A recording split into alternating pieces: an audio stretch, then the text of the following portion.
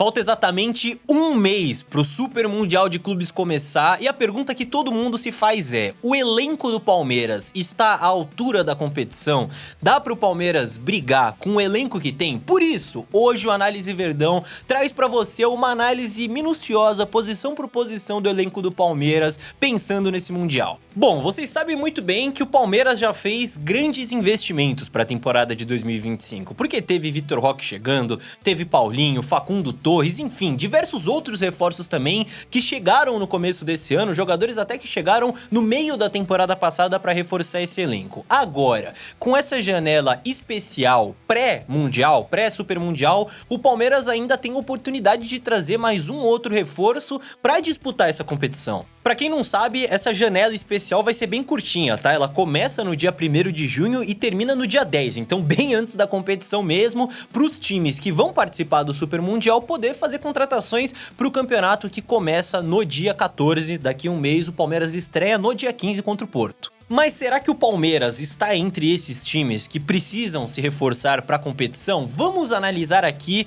posição por posição, o elenco do Palmeiras para definir quais são as prioridades. Porque vocês sabem muito bem que a gente gosta de fazer essas análises de elenco e faz um tempinho que a gente não traz uma por aqui, então nada melhor do que o Super Mundial pra gente dar uma olhada no elenco do Palmeiras completo. Indo pro nosso glorioso campinho então, e começando pelo gol, acho que é a posição que menos incomoda o torcedor, não preciso nem tomar muito tempo aqui. O Everton é titular absoluto, o Lomba é um ótimo reserva, tomara que nem precise jogar no Mundial, né, mas tá aí, é um bom reserva, e o Matheus como terceiro goleiro, nem preciso gastar meu tempo no gol. Na zaga, é uma posição que o Palmeiras reforçou bem essa temporada, né, trouxe Mikael e Bruno Fux, o Palmeiras tem o Gomes e o Murilo como titulares no mundo ideal, né, pensando nos dois, em todos os zagueiros na sua melhor forma, Gomes e Murilo são titulares. O Gomes parece ter retomado pelo menos algo próximo da sua melhor forma nessa temporada, fez bons jogos, e o Murilo ficou fora um tempo, né, se recuperando de lesão. O 2025 dele, muito por essa lesão também, por ter ficado fora, é de oscilação, assim como a temporada passada,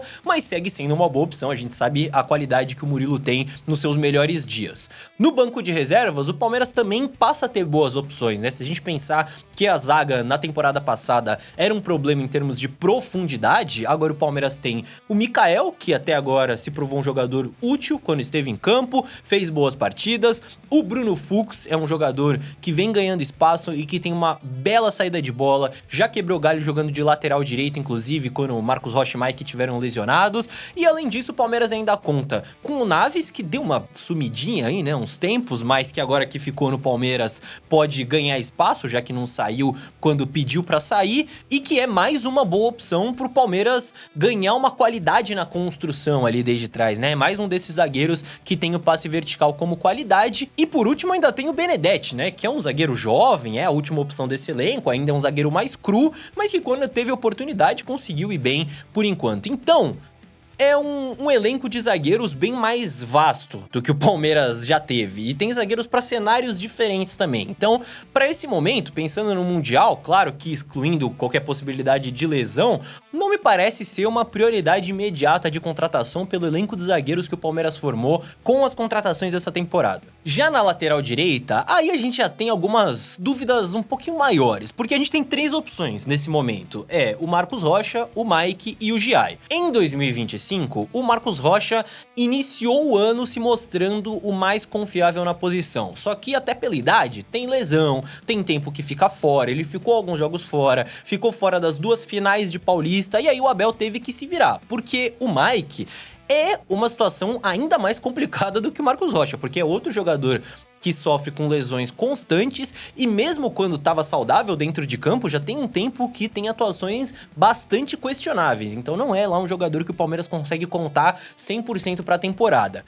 E dentro disso, o Giai se transformou, né? O Giai é a grande surpresa positiva desse 2025, um jogador que chegou no meio de 2024 e era um lateral bastante questionável, até pela sua idade, demorou um pouquinho mais para se adaptar, mas em 2025 tem ido muito bem, especialmente do ponto de vista defensivo, tem feito partidas muito firmes, tem evoluído no jogo com bola também, e hoje é o titular do time. Claro que é complicado cravar que ele vai ser o titular absoluto pensando na temporada inteira. Então, diferente dos zagueiros, a lateral até pode ser uma posição que o Palmeiras necessite de reforço, se não for pro curto prazo, que é o Mundial, pelo menos pensando em médio e longo prazo, porque Rocha e Mike imagino que não ficarão para 2026 no Palmeiras. Então, talvez seja interessante o Palmeiras ir atrás de algum reforço para chegar e brigar por essa posição com o Giai, para dar mais tranquilidade para ele também, não ter essa pressão de ser o lateral direito titular absoluto do time.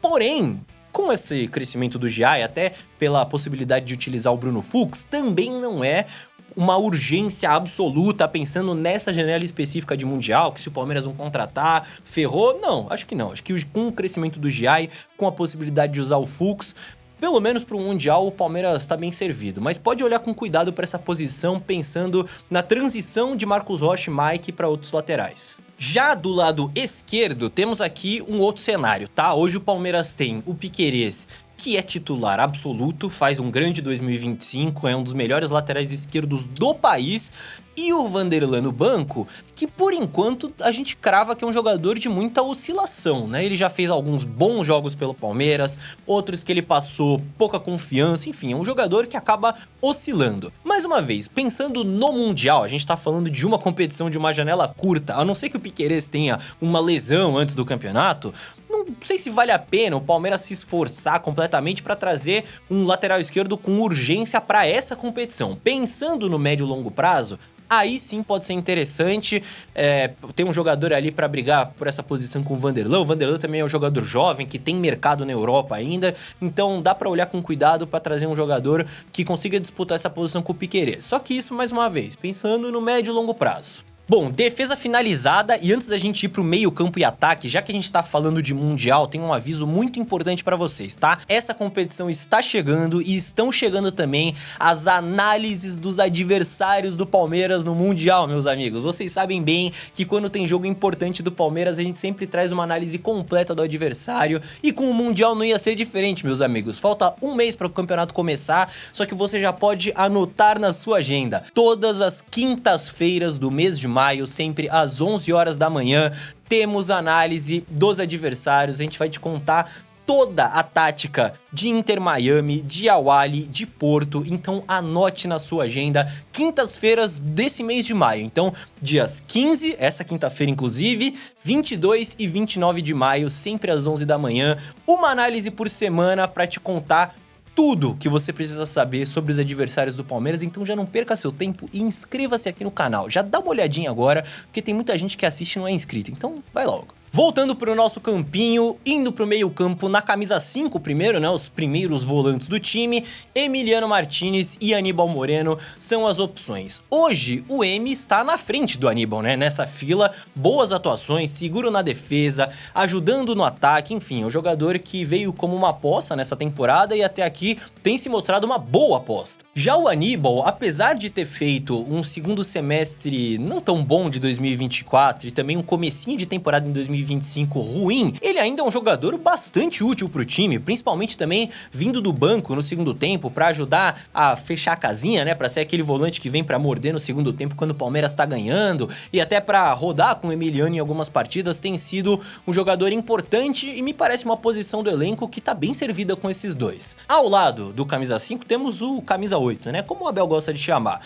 Nessa posição, temos uma outra bela disputa entre Richard Rios e Lucas Evangelista, porque ambos têm capacidade para ser titular desse time do Palmeiras e ambos têm características diferentes, né? Os dois já mostraram que podem ser titulares e que podem ajudar o time de maneiras diferentes, né? O Rios sendo um cara de mais chegada, de mais drible, o Evangelista sendo um cara de mais passe, enfim, são dois jogadores que podem brigar bem por essa vaga. O Rios teve algumas oscilações, mas teve algumas boas partidas no Paulista, de uns tempos pra cá também vem tendo uma boa regularidade pelo Palmeiras, e o Evangelista, desde que chegou, conseguiu ter bons momentos até aqui. Ainda não virou uma unanimidade, mas mesmo assim é um jogador experiente e é uma peça importante. Então, na minha visão, assim como os primeiros volantes, essa posição de segundo volante tá bem preenchida, com uma bela competição pra esse Mundial mesmo. Ah, e ainda tem o Alan, tá? Porque o Alan, ele geralmente entra um pouquinho mais à frente, mas ele também pode fazer essa função ali de um camisa 8, até de um terceiro meio campista, lista, é um garoto que sempre vem entrando bem, dá até pra colocar ele nessa conta também. Agora, na camisa 10, vamos chamar assim, né, nessa posição de meio atacante, o Palmeiras também está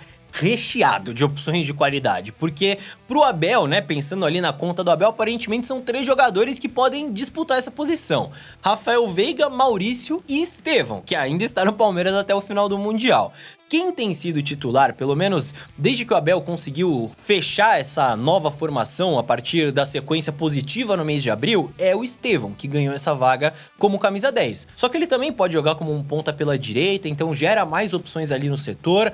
O Veiga viveu muitas oscilações nesse 2025, não é a melhor versão do Veiga que a gente viu no Palmeiras, mas ainda assim é um jogador histórico pro clube, é um jogador que ainda tem muita qualidade técnica, é um jogador muito decisivo, então a qualquer momento ele pode voltar a ser protagonista quando a gente menos esperar. E o Maurício é um jogador de uma característica diferente, mais móvel, e que antes da lesão que ele teve no ombro no Paulistão, se não era o melhor, era pelo menos um dos melhores jogadores do Palmeiras na temporada de 2025, e me parece ser um jogador que briga muito forte por essa vaga, inclusive após a saída do Estevão. Mas enfim, é outro jogador que pode jogar em mais de uma função ali na frente. Me parece que o Palmeiras tá muito bem servido para essa posição. Se a gente pensar nos lados, e aí a gente vai escalando o Palmeiras mais ou menos um 4-2-3-1, que é aquela formação base, né? A gente pensando em camisa 5, camisa 8, 10, os pontas e o centroavante. Lembrando que cada um tem uma função diferente, a gente já explicou isso aqui várias vezes. O Felipe Anderson parece ser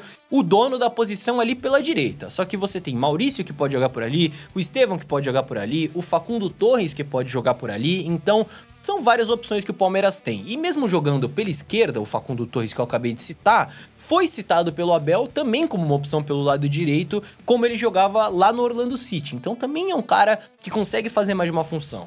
Inclusive, pelo lado esquerdo, outro que faz mais de uma função é o Paulinho, que foi uma das grandes contratações do Palmeiras para essa temporada, e é um jogador que eu falo de jogar pelo lado esquerdo, mas não necessariamente como um ponta, né? Como aquele cara que se aproxima do centroavante, que vem de fora para dentro. Ele é outro cara que pode jogar por ali, assim como o Facundo, assim como o Maurício. Enfim, como vocês estão vendo, esses jogadores diferentes do Palmeiras, você consegue criar várias combinações diferentes. E ainda para completar, você tem garotos como o Luigi, que é um cara que também vai bem jogando do lado pra dentro, se aproximando do centroavante. Até o Vitor Roque já atuou nessa posição, mesmo sendo um camisa 9, né? Principalmente se o Palmeiras precisa jogar com o Vitor Roque e mais um centroavante, o Vitor Roque pode ser esse cara mais móvel. E falando em camisa 9, né, o Palmeiras tem, obviamente, o Tigrinho como centroavante titular absoluto para esse Mundial, talvez a grande contratação para a temporada, e o Flaco como esse reserva. E é muito melhor o Flaco ser esse reserva imediato da camisa 9, não ter a pressão de ser o centroavante titular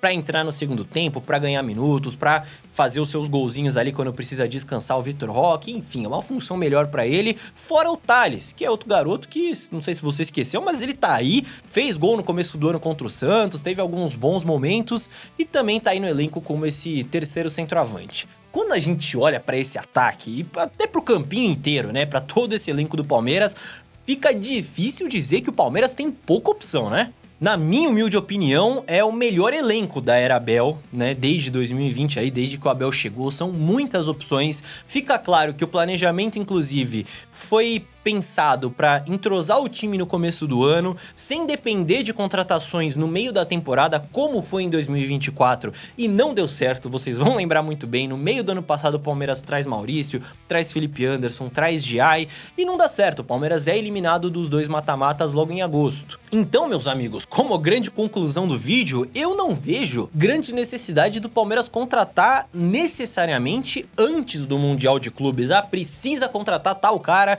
para formar um elenco competitivo. Não acho que é o caso, como talvez tenha sido em 2024, com o Palmeiras ainda pensando em reformulação. Acredito que estamos já num outro processo dessa reformulação bem encaminhada no Palmeiras. É claro que, se existe uma oportunidade de mercado nessa janela pré-mundial, de algum craque que tá disponível, que seria uma boa adição para esse elenco, que o Abel gosta, que daria para encaixar bem nesse time, pensando nesse curto prazo do Mundial, beleza, a oportunidade de mercado tá aí para isso. Às vezes um jogador que quer jogar jogar o Mundial, enfim, não tô descartando essa possibilidade.